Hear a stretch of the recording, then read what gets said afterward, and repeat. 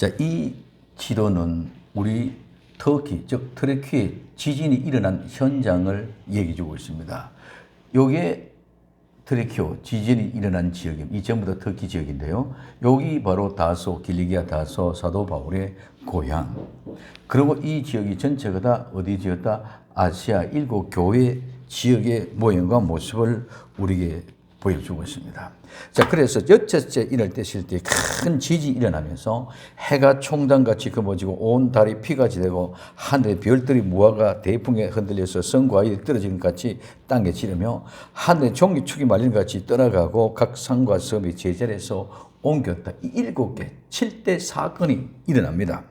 이때 땅의 임금과 왕족들과 장군들과 부자들과 강한 자들과 각 종과 자주들이 굴과 산바에 투모 하나님의 어린 양의 큰 진노에 자신들을 갈려 달라고 부르짖는 장면이 나타납니다. 그래서 이게 진노의 대상입니다.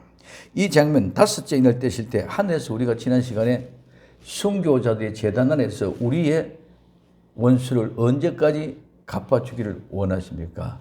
순교자들이 하나님 앞에 신원하는 모습을 우리는 보았습니다. 그 신원에 대한 응답과 같이 오늘 대조적으로 이루어지고 있는데 하나님의 말씀은 저희의 가진 정골이 나여 순교한 무수한 영혼들이 그 수요가 차기까지 하늘에서 그 휴식이 끝나고 그동안 땅에서 수가 다 채워질 때에 하나님의 신원자들 즉 순교자들의 시온의 응답으로 마지막에 하나님의 어린 양의 진노가 그 속에 나타날 것을 얘기해 주고 있습니다. 첫째, 진노의 날에는 7가지 사건이 일어납니다. 첫째, 큰 지진이 일어납니다. 이 지진은 하나님의 심판의 도구입니다. 세상의 종말이 가까울수록 지진의 빈도가 있고 그 양상도 점점 더 커지는 모습을 볼 수 있습니다. 2014년 10월 4일 일본 대지진의 후에 향한 불발의 화산입니다. 자, 지금 이와 같은 일들이 2014년도에 뿐만 아니라 그전에부터 지진이 있었단 말이에요. 그런데 그 지진이 점점 더 크고 엄청난 위력을 가지고 화산과 함께 폭발해가는 이런 모습들을 우리는 본다는 것이죠. 그 다음에 24년 4월 3일 칠레의 강진. 그래서 칠레로부터 일어나는 이 심상치 않은 환태평양 지역의 대재앙의 전조냐 이렇게 힘을 잃었습니다. 그리고 8월 14일 중국 위난성 지진. 중국 위난성 지진에 1만 2천여 채의 집이 완전히 폭삭했습니다. 방진 시설이 없어서 피해가 더 크다고 신문은 보고하고 있죠. 그 다음에 미국 캘리포니아와 페루의 강진이 돼서 환태평양 지역의 불의 고리가 이루어지는 지진의 축을 이루어가는 그런 모습의 기사들을 볼 수 있습니다.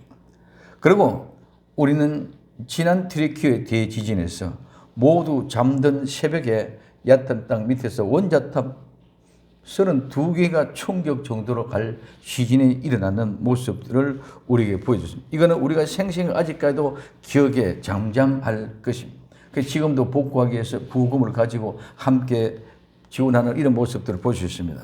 자네 속에서 엄마는 새 생명을 낳고 떠났다. 또 이와 같은 동생 지키면서 7시 버튼 대지진의 사망자가 10,000명이 넘는다고 이런 기사가 이루어지고 있습니다. 그래서 완전히 새벽의 도시가 다 무너졌다. 이렇게 기사가 보도되고 있습니다. 그래서 이와 같은 모습이 오늘 우리는 이겁니다. 첫 번째 지진이 일어났던 지역.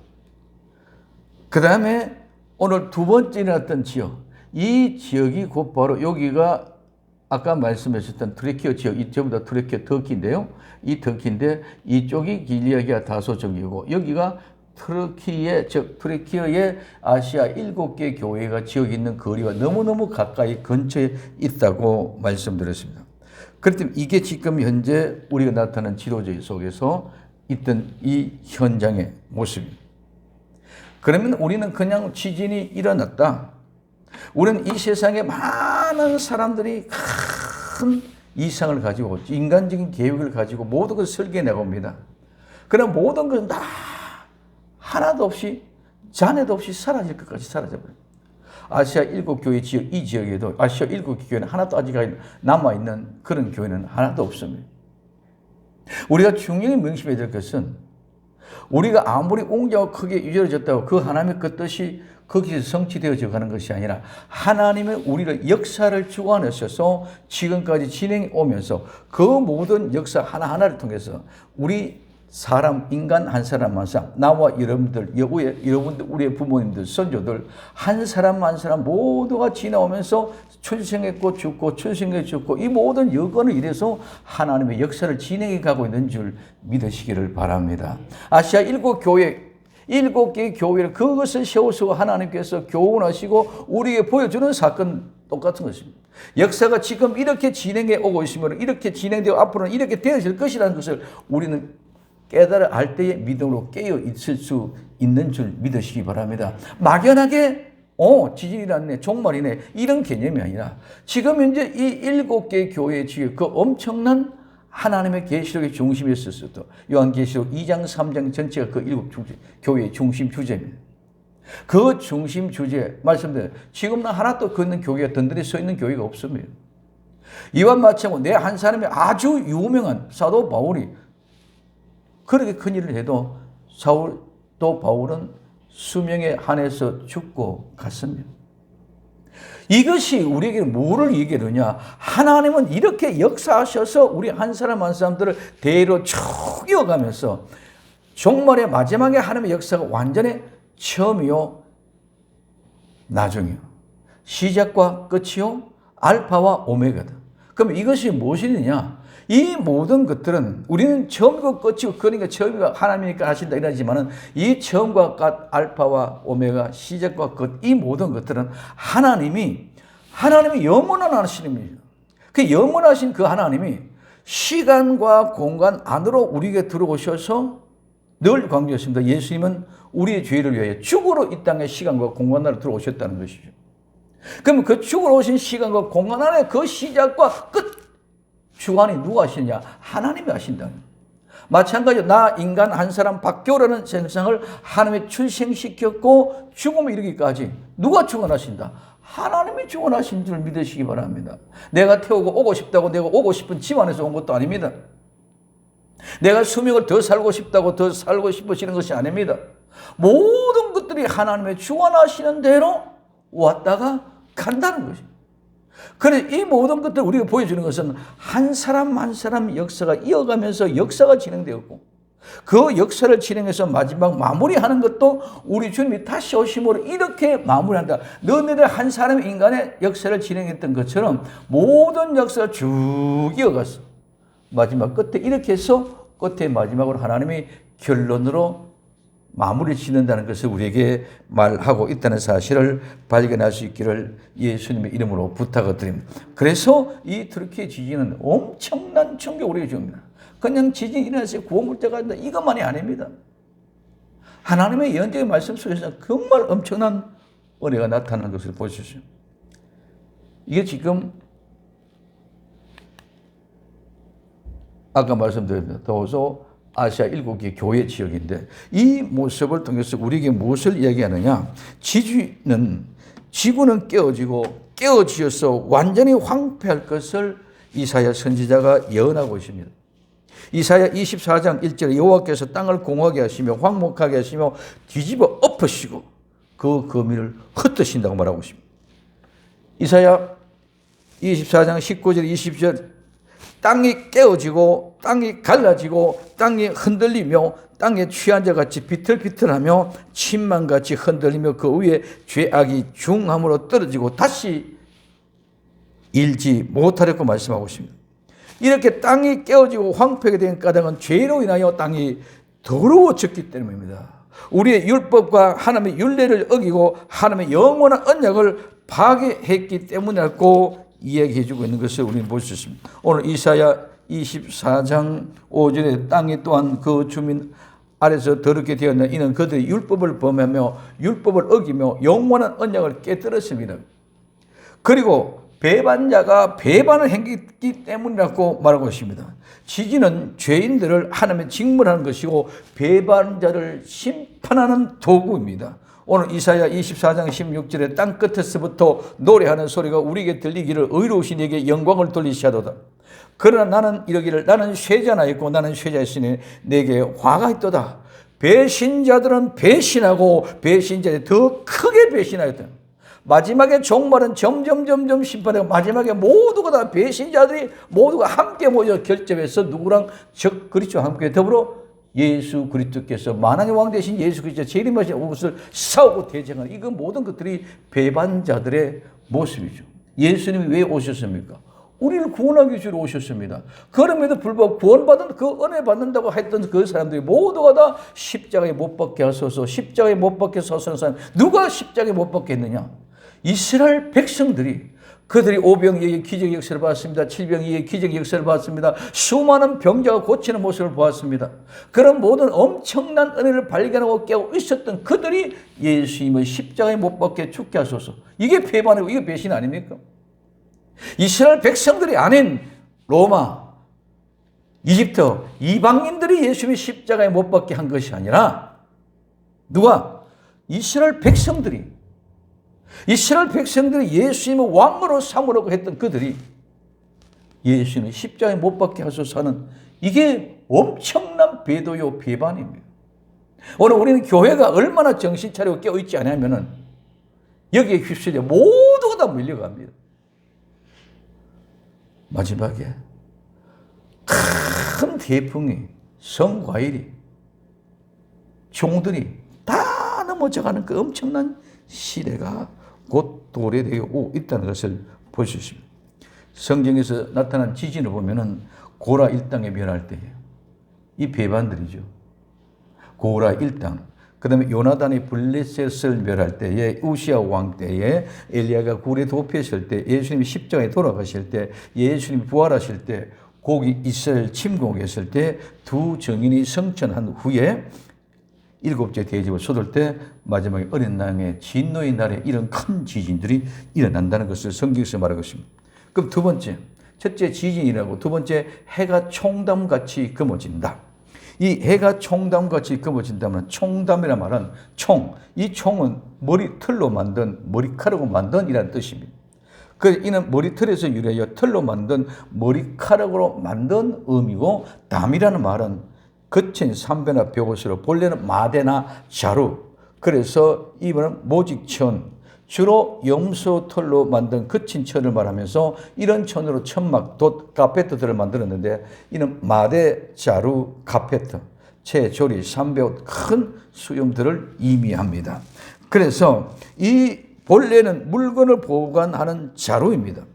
그리고 또 후에는 머리에 뒤집어 쓰는 검은 옷감 곡하는 자나 탄원한 자들이 엄격한 내피생을 주장하여 예언자들이 사용한 자루 같은 것을 가리키는 다루가 바로 이 총담입니다.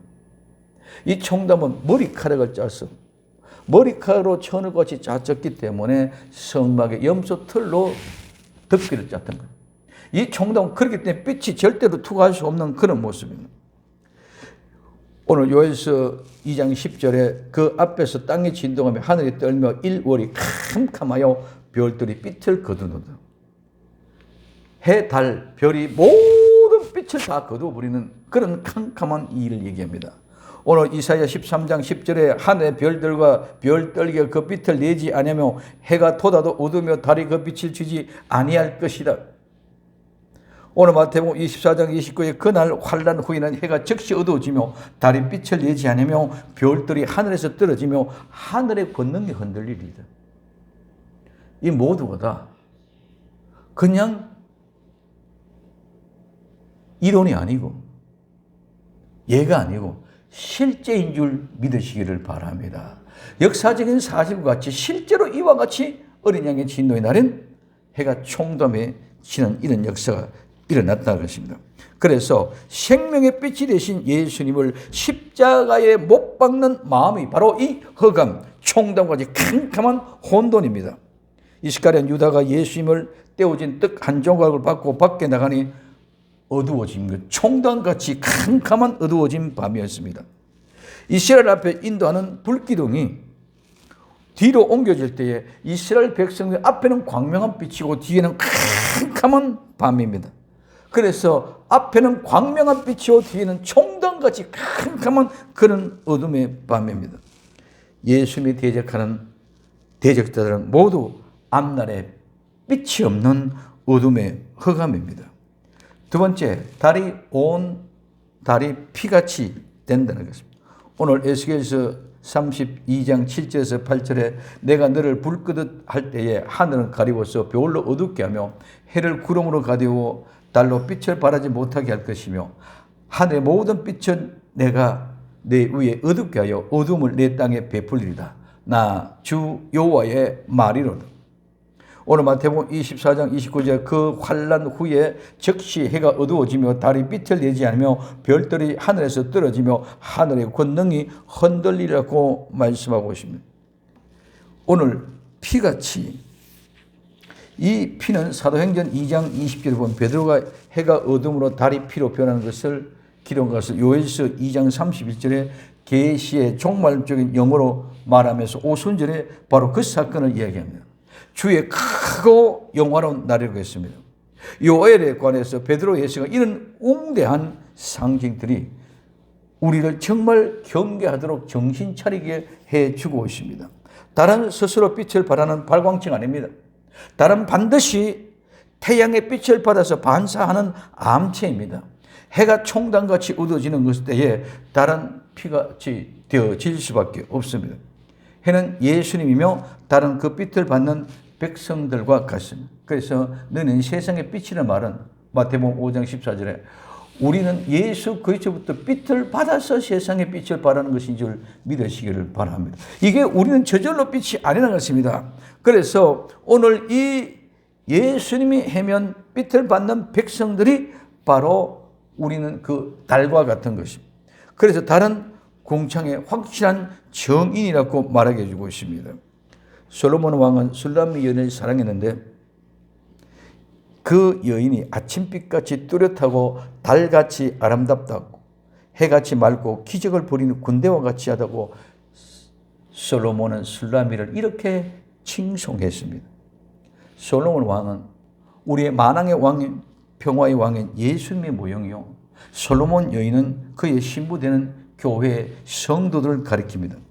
그런데 달이 같이 이렇게 빛나고 아름다운 그 여자가 피와 같이 변질되어 버린 것입니다. 달은 햇빛을 받을 때만 아름답습니다. 성도는 예수님 빛 가운데 있을 때에 아름다운 것인 줄 믿으시기를 바랍니다. 그러면 그 달이 피같이 된다는 것은 무슨 말입니까? 마지막 때 지진이 일어나고 우주의 대변혁이 생길 때에 진리가 모든 땅에 떨어지고 성도는 모두가 다 피같이 붉게 변질된다는 것입니다. 하나님의 백성들이 점점 사나워지고 도덕과 윤리가 타락할 것을 말하고 있습니다. 달이 피같이 붉게 된 변질된다는 것, 하나님의 백성들이 점점 타락해져서 이 세상에 종말한 모든 윤리와 도덕부터 전체가 다 파괴되어져 간다. 즉 교회는 피투성이 된다는, 교회가 피투성이가 된다. 얼마나 엄청난 이와 같은 일을 하십니까? 달이 피같이 되면 사람의 심성과 행동이 날로 사다워지고 점점 포악해집니다. 그래서 미가서 7장 1절에서 6절까지 말씀을 보면 어떻게 얘기했습니까? 의롭고 정직한 사람이 없다. 두 번째, 무리들이 피 흘리기 일을 즐겨한다. 세 번째, 형제를 고발하고 서로 잡아 죽이고 군장과 재판장은 뇌물을 구하고 위선자가 세상의 판도를 정하며 이웃을 믿을 수 없고 친구도 믿을 수 없고 아내도 믿을 수 없고 부자간 부부간 고부간에 불하며 서로 상대를 대적하고 집안의 식구가 원수가 된다.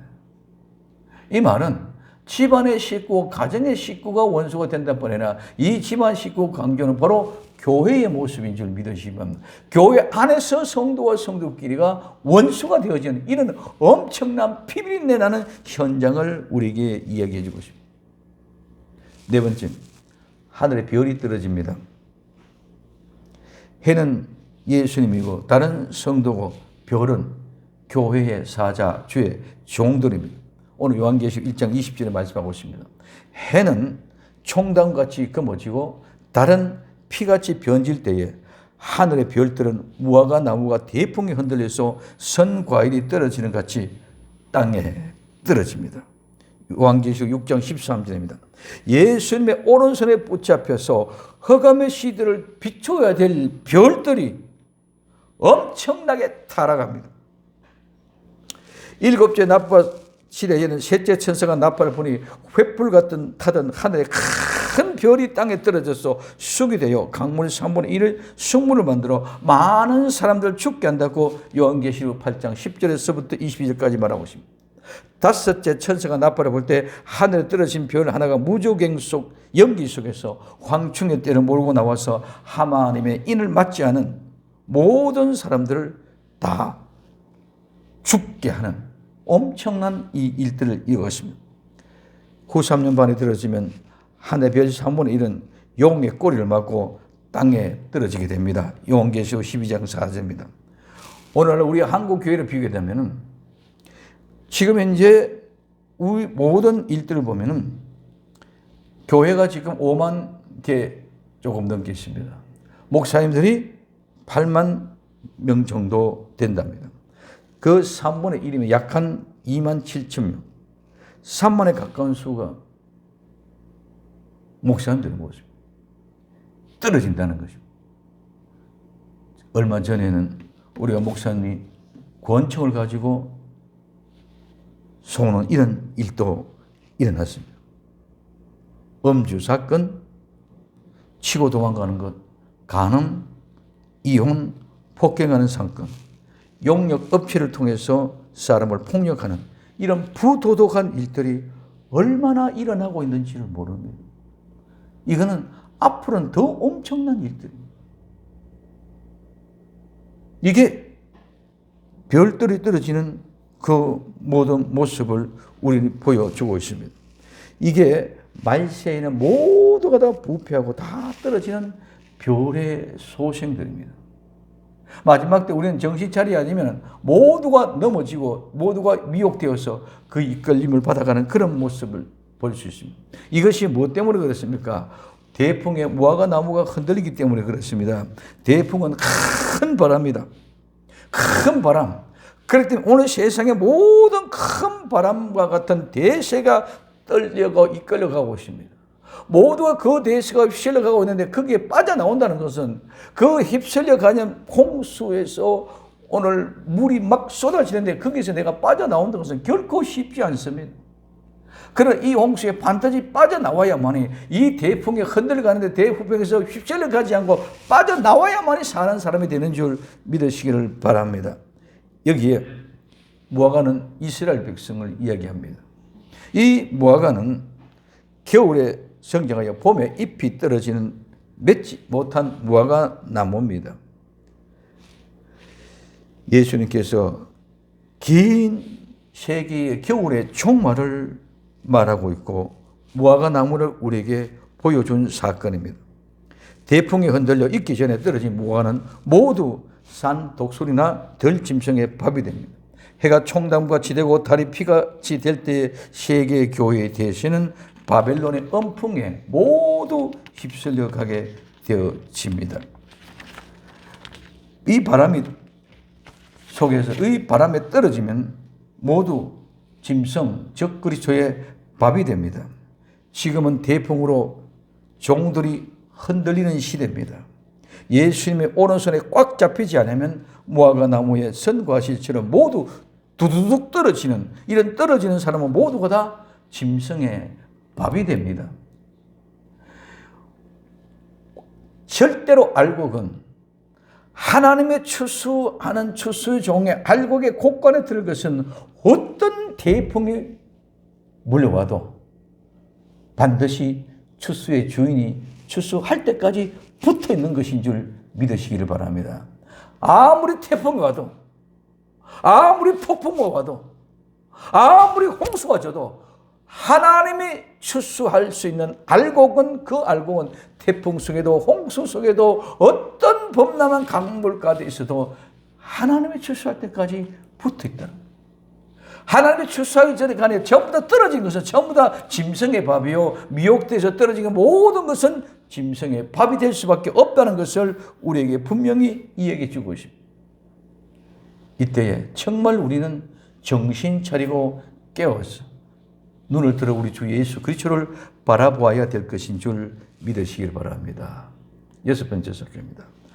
하늘은 종이축이 말리는 것 같이 떠나간답니다. 이 종이축은 바빌론인데 비빌리온 이 말은 책 두루마기입니다. 그래서 개역 개정에서는 바로 두루마리로 번역을 했습니다. 그래서 우리는 종이축이 아니라 뭡니까? 두루마리입니다. 즉 성경입니다.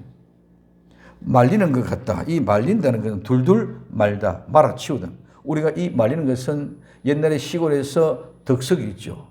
가을 거지하고 벼를 말리다가 곡식을 말리다가 걷고 나면은 둘둘 말아놓고 이런 덕석과 같이 둘둘 말아치우다는 말이 바로 종이축이 말리는 것입니다. 그래서 종이축은 하나님 말씀은 당시 모두가 두루마리로 기록되어졌습니다. 두루마리로 기록되어진 그 두루마리가 정말 둘둘둘 말아서 어떻게 합니까? 떠나가고 이 떠나가는 것은 둘둘 말아서 떠나갔다 없어졌다는 말은 이 말은 모두가 다 분리하다 갈라졌다는 거예요. 하나님의 말씀 마지막에 모두가 다 심판은 불리고 나누는 것인 줄 믿으시기 바랍니다. 우리 많은 사람들이 그냥 심판되다 그런 게 아니라 심판은 분명하고 확실하게 이게 알곡이냐 쭉쭉이냐. 알곡은 반드시 하나님의 아름다운 곳간에 들어가고 쭉쭉이는 반드시 불로 심판을 받게 되어졌습니다. 그래서 이거는 우리는 종이축이 말리고 떠나가는 것은 성경을 통해 마지막에 심판은 모두 끝이다.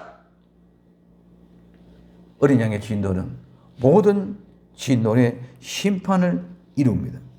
그래서 오늘 이사야 34장 4절에 하늘의 만상, 이 만상은 모든 물이 군대입니다. 모든 물이 군대 다 사라지고 사라졌다는 말은 썩어졌다는 거예요. 쇠퇴했다, 쇠잔했다. 그냥 사라진 게 모두가 다 썩어지고 쇠퇴고 쇠잔해서 하늘의 두루마리 같이 말리되 그 만상의 쇠잔함이 포도나무 잎 마름 같고 무화과 잎이 마름 같다고 말씀하고 있습니다. 포도나무는 하나님의 택한 백성입니다.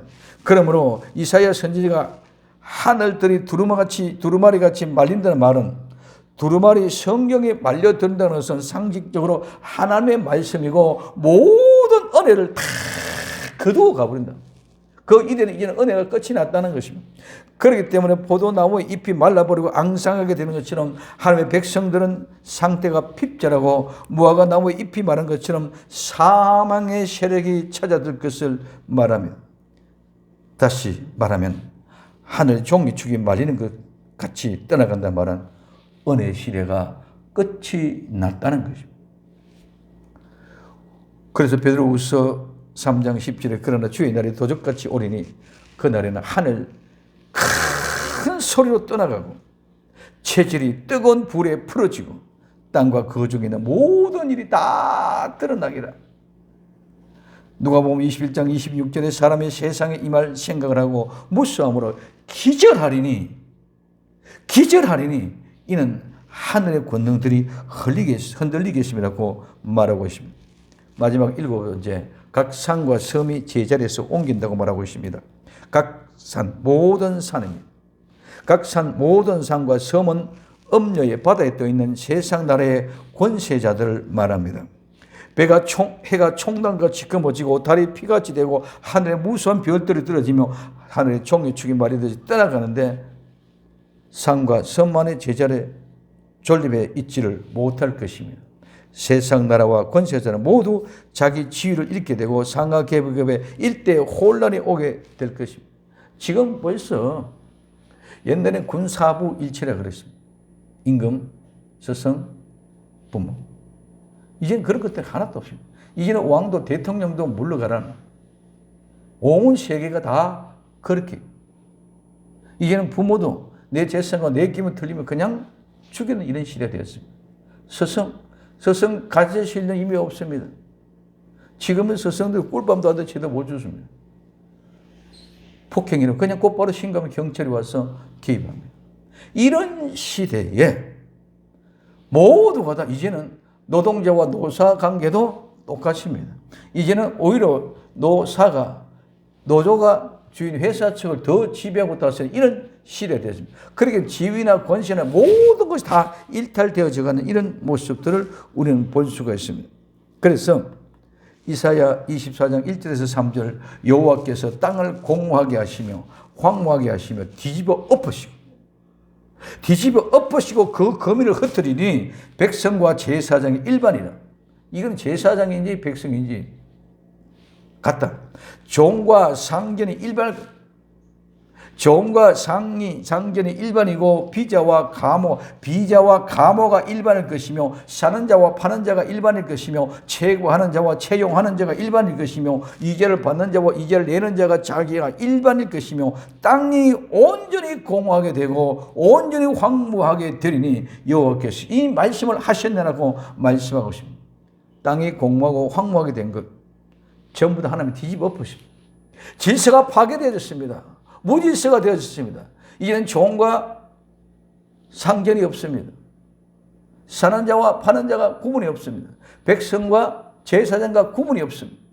이런 모든 일들이 일어나는 것이 곧바로 각 산과 섬이 제자리에서 옮긴다는.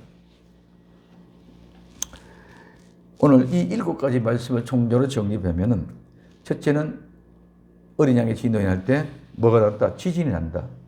두 번째, 해가 검어진다. 달은 피같이 된다. 무화과 나무는 대풍에 흔들리고 선과실은 별들은 떨어지고 하늘은 떠나가고 산과 섬은 제자리에서 오기 전부 완전히 파괴가 되어져 버렸습니다. 해가 총당같이 검어집니다. 진리를 완전히 배제합니다. 해가 총당같이 밝아지니까 교회가 다른 완전히 핏빛으로 이루어지죠. 그러므로 무화과 나무는 대풍에 흔들리고 성과 실 별들이 주주주죽 떨어지고 하늘은 떠나가고 섬과 산은 제자리에서 전부 옮겨버리는 이런 엄청난 일이 어린 양의 진노의 날에 이 7가지의 사건이 일어나게 된다는 것을 우리에게 이야기해 주고 있습니다. 두 번째, 진노의 대상입니다. 그럼 누구가 진노를 받느냐? 첫째, 땅의 임금입니다. 이 땅은 세상입니다. 임금은 왕입니다. 예수 그리스도의 자리에 앉아있는 세상의 통치자들. 성경은 이들이 짐승이고 이들이 짐승은 내 왕. 그래서 이들은 성도들을 괴롭힌 자들입니다. 두 번째, 왕족들입니다. 이 왕족들은 높은 사람, 고관, 우두머리입니다. 이는 가장 큰 위대한 데서 유래서 높은 사람들, 귀인들, 고관들, 우두머리를 말합니다.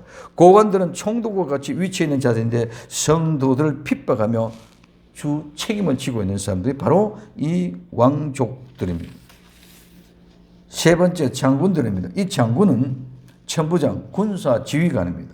그래서 천이라는 말과 지배하다 다스리다 말에서 시작되어서 1000명을 다스리는 명령하는 자, 군대의 지휘관을 말합니다. 그래서 천부장은 예수님을 잡는 자도 바울을 결박한 자도 모두 이들의 소행입니다.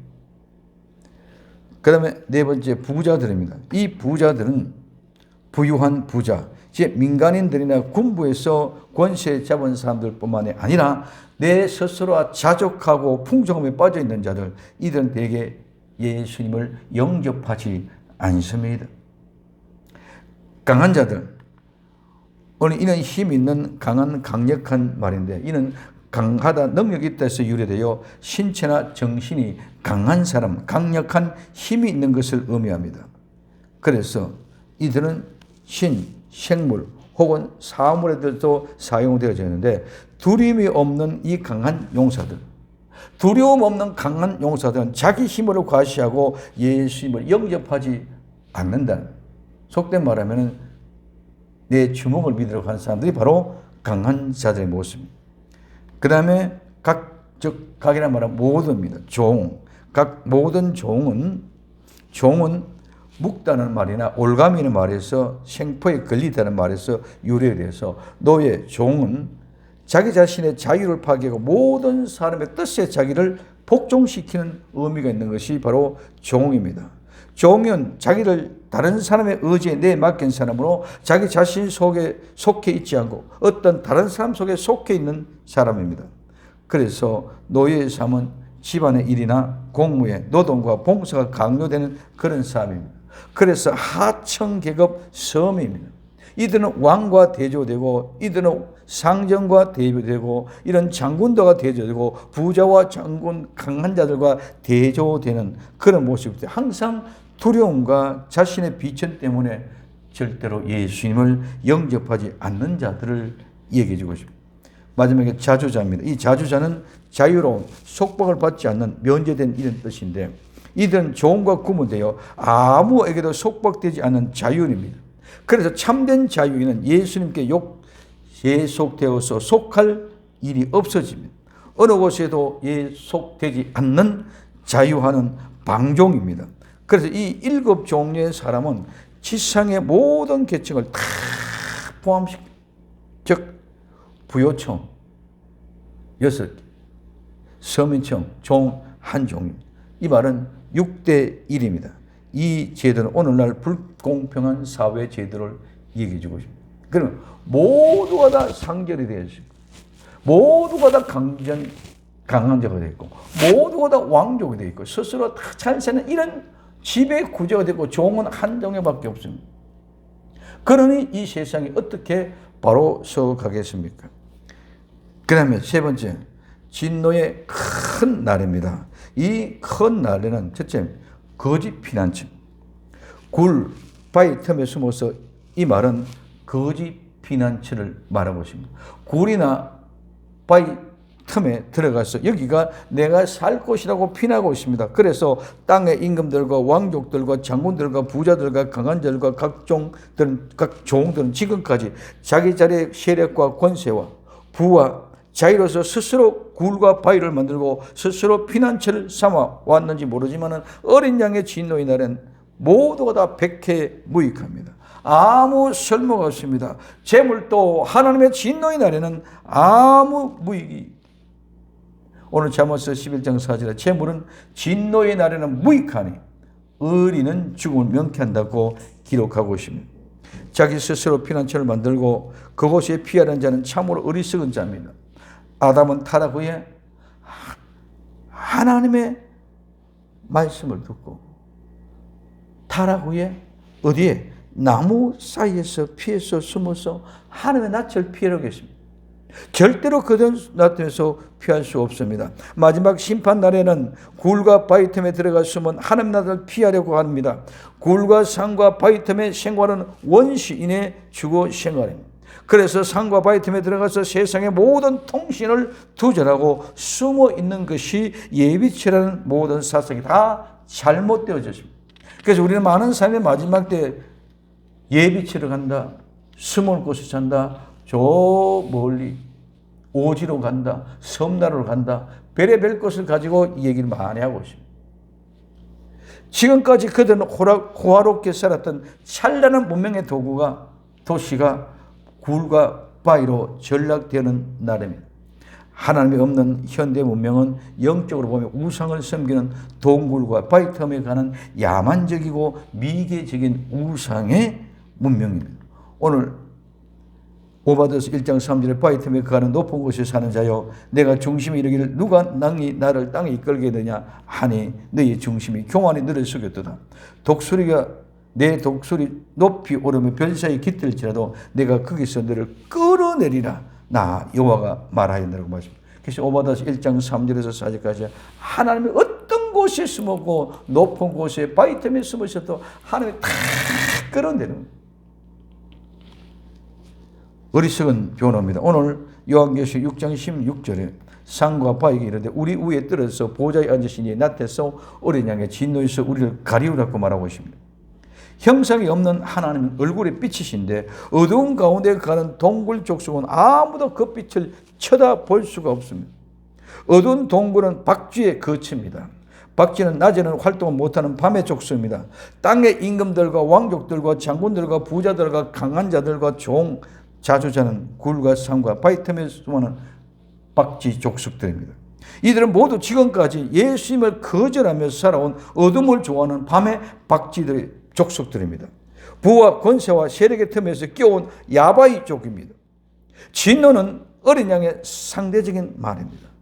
도살장으로 끌려가는 어린 양과 털 깎는 자 앞에 잠잠한 양같이 입을 열지 않고 온유하고 겸손하신 그분. 분노는 사랑의 분노입니다. 오래 참으신 사랑의 분노로 더욱 격하게 하실 것입니다. 그래서 이날에는 아무도 없다. 오늘 6장 17절에 그들의 진노의 큰 날이려니 누가 능히 서리요. 아무도 그분 앞에 설 수가 없습니다. 세상 나라의 권력자들은 호환무치한 인간들이지만 감히 어린 양의 진노 앞에는 설 수가 없습니다. 오늘 나홈 1장 6절에 누가 능히 그 분노하신 앞에 서며 누가 능히 그 진노를 감당하랴. 그 진노를 불처럼 쏟으시니 그를 인하여 바위들이 깨어지는다고 했습니다. 바위 틈에 굴 틈에 숨어있는 모두가 다 바위 틈에 깨어지고 분노의 진노가 일어났습니다. 어린 양의 진노의 날에 피할 자가 아무도 없습니다. 그럼 모두 지금은 어린 양의 진노를 생각하며 깨어 있는 자 없습니다. 정신 차려야 됩니다. 노아의 날에 심판을 준비하는 자, 노아의 식구 외에는 아무도 없습니다. 반드시 심판은 있습니다. 왜? 심판을 해야 하나님의 공의가 나타나기 때문입니다. 이제 우리는 성도라면 정말 깨어 정신 차리고 건신하며 기도하며 올바른 믿음의 본질과 영서로 깨어 예수님을 바로 알고 바로 믿고 바로 살아가는 복된 성도가 되어져야 됩니다. 마지막 때에 깨어있는 복된 성도 되기를 예수님의 이름으로 간절히 부탁을 드립니다. 기도합니다. 사랑하는 주님, 정말 어린 양의 진노이 큰다. 우린 거짓에 섰고 어리석은 말로 아무도 그 어린 양의 진노 날에 앞에 설 자가 없습니다. 주님 믿음으로 깨어 정신 차리고 건신하게 기도하며 예수님이 정말 바로 알고 바로 믿고 바로 살아가는 복된 성도가 되게 하옵소서. 다시 오실 예수님의 이름으로 기도되옵나이다. 아멘.